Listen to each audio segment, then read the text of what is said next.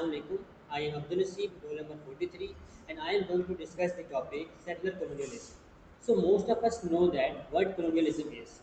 One country takes over another, steals gold, spices, oil, and makes local people work for free.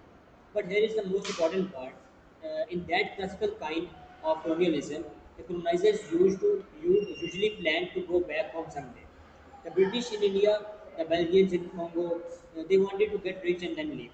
But settler colonialism is completely different. It has only one goal, and that is to stay forever and a place. Think of it like this.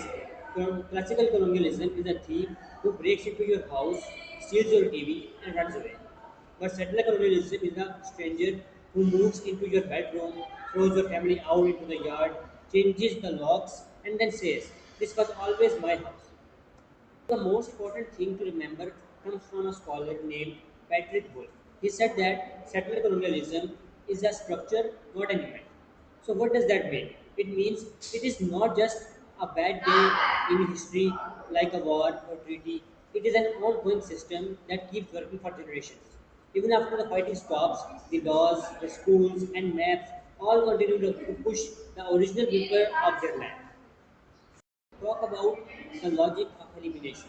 How does this logic of elimination actually work? It is not actually murder.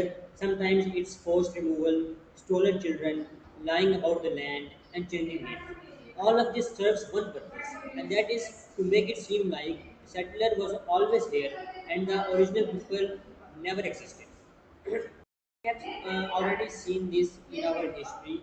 For example, in the United States, European settlers arrived, displaced millions of Native Americans, and now less than 3% of the population is indigenous. The second one is Israel or Palestine, a debated but often cited example, where Jewish settlers established a state that prioritizes one group and Palestinians face ongoing displacement. So here is the hardest truth, and that is these are not just history lessons. Settler colonialism is still happening today. Indigenous people still fight for the land rights. Courts still debate who owns the water, and the forest and the mountains. And in many countries, the settlers' children are taught that their ancestors discovered an empty land. What can we do? First, recognize that if you live in a settler colonial country, you benefit from that structure. You don't have no feel guilty, and but you should feel aware. Second one is to listen to indigenous voices. They have never stopped resisting. Decolonization is not a metaphor. It means giving land back, representing sovereignty, and telling the truth about history.